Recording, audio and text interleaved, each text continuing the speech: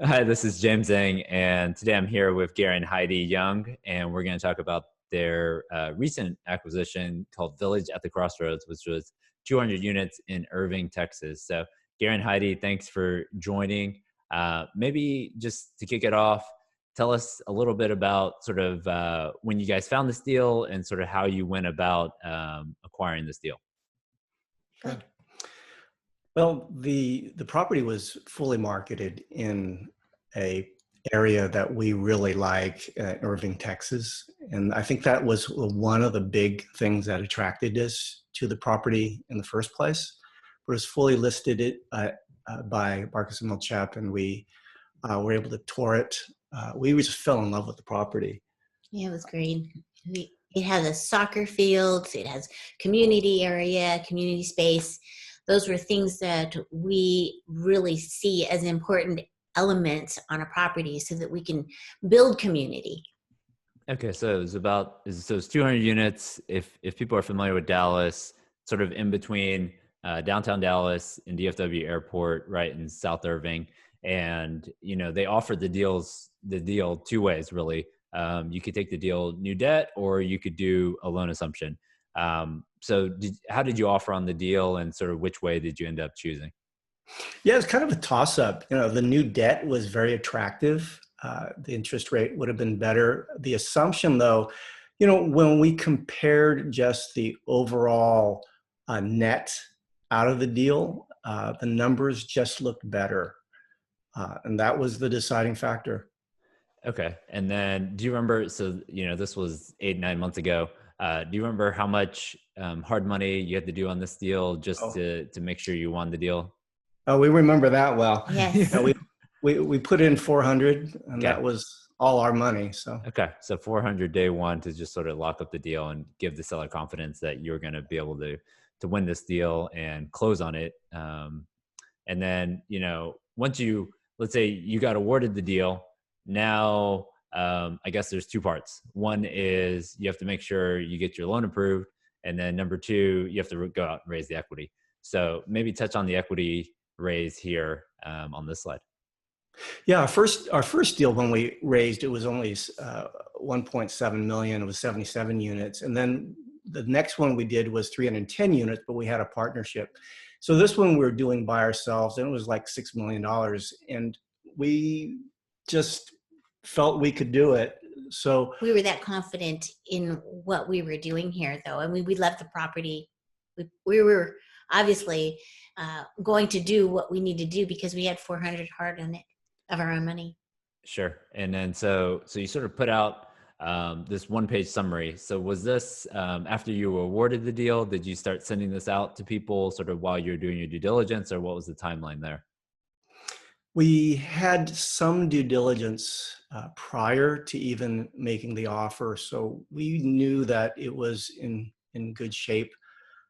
We did this pretty soon after, I And we think. did the sensitivity table.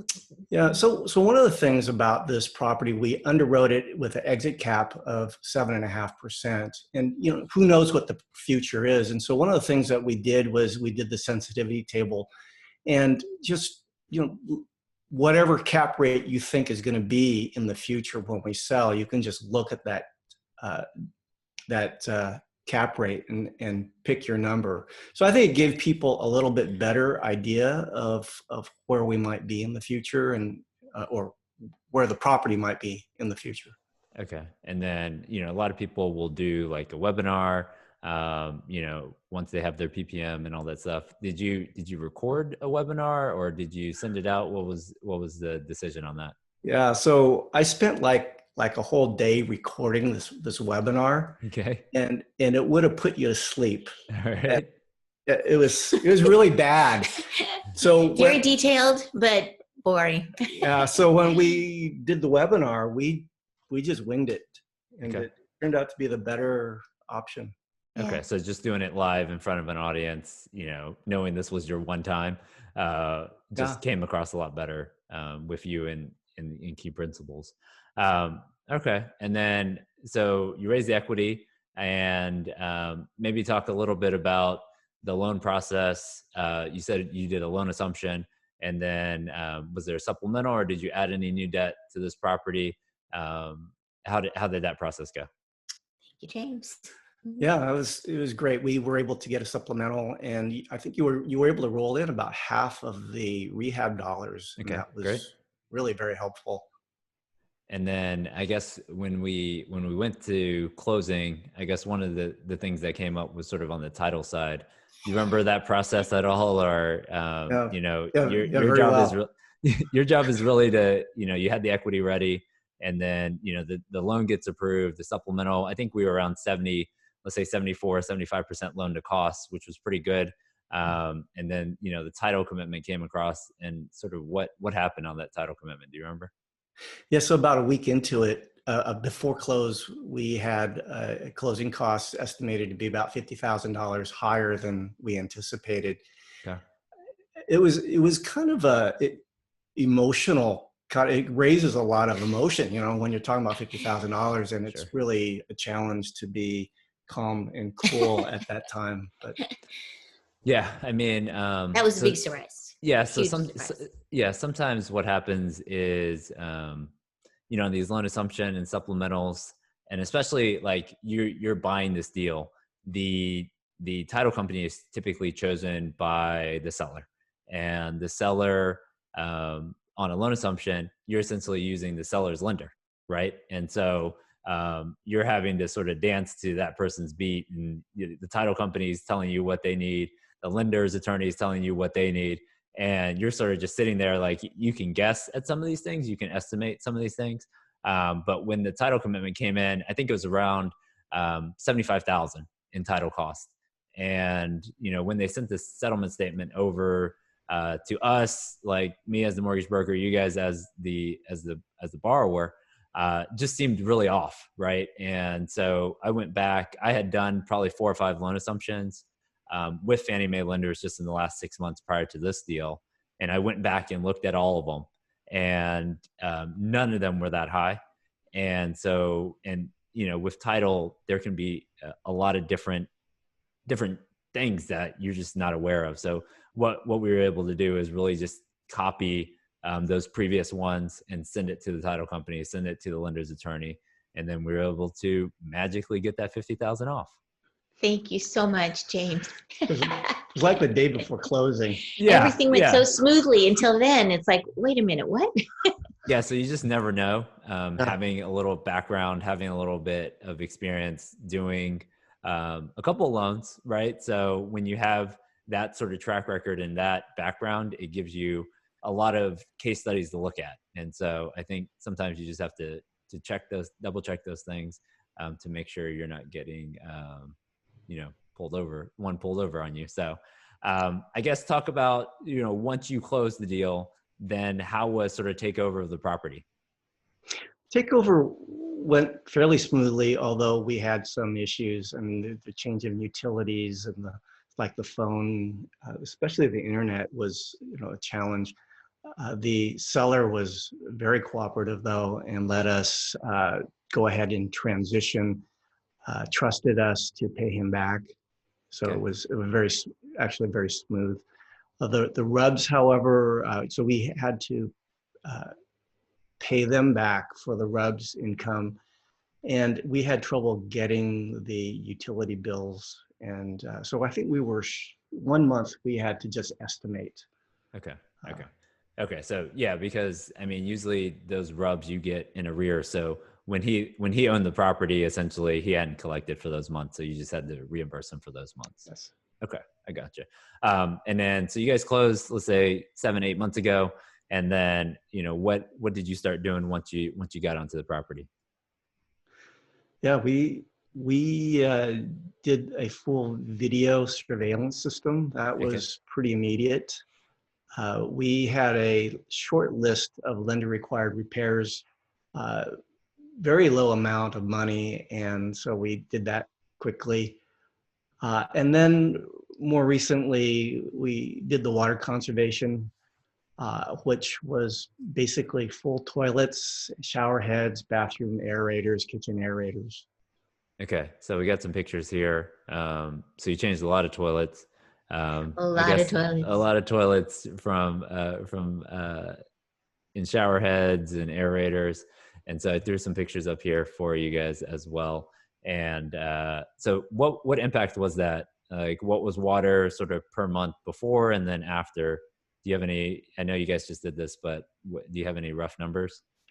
Yeah, it's a guesstimate is about $20,000 per month prior Okay. and about 10,000 a month after. And this is just based on 2 months Okay. of water bills versus about 6 months of prior water bills. And they're not the same correlating months, but Right. so Sure. it's a ballpark.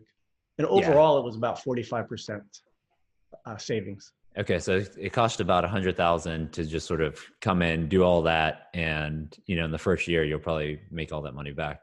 Yeah, pretty close. Okay, in savings on the expense side, and then you said surveillance, and then interior rehabs, and then you guys are still working on carports on that. Okay, and then so what I like about you guys also is you guys do a lot of stuff with your investors and also with your community. So is this sort of post acquisition, this investor celebration? Yes, it Okay. is. We so appreciate the people that come alongside and invest with us, and we want them to know how valuable and special they are. And so we had a party at a nice restaurant just So to make sure that they knew so they were of cared for. the do you remember how many? So you had to raise over $5 million, $6 million, $5 to $6 million on this deal. How many investors were in the deal, and sort of how many? What was sort of average investment for you guys on this one? yeah, we had 83 Okay. investors, including us. Okay. All right. And then I know you guys do a lot at your property for whether it's Easter or Mother's Day or Christmas. Talk a little bit about what you've done so far at the property just in 8 months. We want to make sure that our community becomes a community so that they care for one another. And so we, in the very beginning, we try to bring them all together so that they could at least meet each other. And many of the residents have said, boy, no one's ever brought us all together as a community. But we want to continue that kind of effort. And so at Christmas, we always have a Christmas party right away in August. When we took over the property, was back to school. So with nonprofit uh, donations, we were able to give backpacks full of school supplies, of the appropriate school supplies per grade level, even Oh, to wow. every single child that was on the property. And then at Christmas, they got great toys. And then every month we're doing something. Even during this COVID time, we gave them activity packs where they could make a mask for as Texas was opening up, and different things to celebrate Cinco de Mayo. And then also Mother's Day. They got toilet paper. They got toilet paper, yes, during that time when it was so hard to get, of course. So whatever we can do to help them know how valuable they are and to bring them together as a community. No, that's great. So I'm going to wrap with sort of quick, sort of 5 questions here. So what do you think the biggest obstacle you've had so far on this deal in the 8 months or so that you have encountered? What would you say? Biggest obstacle. Biggest obstacle? I'd say, we always go down to the property every week, and it's been hard not to do that in the past, couple months. Just with the restrictions. Yes. Yeah. Okay. Yeah. Okay. So you're used to going to your properties. All of your other properties are sort of in sort of Dallas proper, so you can drive them all and just sort of touch them with and get updates from the leasing agents and property managers and things like that. Mm-hmm. Yeah. Okay. All right. We So do you guys call. have like virtual? Yeah. Do you do like a Zoom call or phone calls with them? With the actual staff, we have phone calls. We can still see what's going on because we've got the surveillance system. Okay. So at least we have that kind of a visual, but just not being able to be person to person, face to face, Sure. is sometimes you can see more of the expressions and what's actually happening. Right. Right. Okay. We find that Yeah. we actually get a much better sense of what's happening when we're on property. When you're on Things the that property. we pick up without, we wouldn't know if we didn't go down there. Yeah, because sometimes when you're talking with the leasing agent or property manager over the phone, they're not necessarily bringing up everything, but just when you're walking around with them, you might see something that stands out to you, and Exactly. you can add on. Um, so, what is one thing that you're going to do the same as this deal, and then one thing that you're going to do different on your next deal? So you can both do one of each, or however you want to do it. I think one thing we're going to do the same is reach out, do the outreach. That's really become kind of the main reason we do this now. Okay. As we want a good financial opportunity for people, but it's really the why of what we do. So so I think and we want to refine that and make it better and maybe more reproducible. Okay, good. Anything different? I think, we're learning how we are much more hands-on than a lot of operators. Okay. And I think we would have to refine how we really work with third-party management. Sure. And how we can be involved and have good communication, those kinds of things. Okay, so just making sure like you and the property management company coming into the deal are sort of on the same page Yes. in terms of staff, in terms of rehab, all those things, to just really, just because you guys have to work in unison on so many different things. Yeah. Right. Okay. What's your advice for people who, rewind, maybe 4 or 5 years ago when you were doing your first deal? What would you have told yourself, I guess, when you were first starting? Compared to where you are now? Yeah, I think for me, I would say jump in. And, Okay. one of the things that holds you back is the fear of jumping in. So when we started with 11 units, it was not, there's really no fear because, if we put that money down and we lost it, well, we would have learned a lot. Sure. And at least we would know what to do and what not to do. So it was not the barrier. So some people say don't start with, start with something where you have third property management. But, right. Sure. I think, jump in, and if you have to do it yourself, that's okay. Okay. I think we did learn the majority of what we needed to learn in that initial thing, because we had to learn the software, we had to learn all of the different elements of managing a multifamily property just in that first time. So sometimes you can do a piece, but we had to do it all. So that was really good. It was really worth it for us. Okay. All right. No, that's perfect. What is one thing that differentiates you from all the other GPs out there? What do you think is, if you had one thing that stands out for you? Yeah, I think we're very hands-on, and we really have paid a lot of attention to detail. But the thing that differentiates us, I think, is Heidi. There you go. Perfect. All right. And he's a good husband, isn't he? It's her passion to do something special for residents, and people know that. The residents know that. Right. It's what gives the whole thing life and meaning. I think it does help motivate the staff as well. We do try to bring everybody together in on these projects. It's not just me. It's not just the nonprofits that we seem to work well with, but everybody gets involved and feels the joy of being able to create community amongst each other. And it's one thing to have that goal, but it's another thing to have that passion. And I think that's what Heidi has. It's a real passion to do that. No, that's great. I don't have anything else. Anything else that you guys want to touch on, or what's the best way for people to reach out to you, either to learn more about this deal or just learn more about the projects you're working on?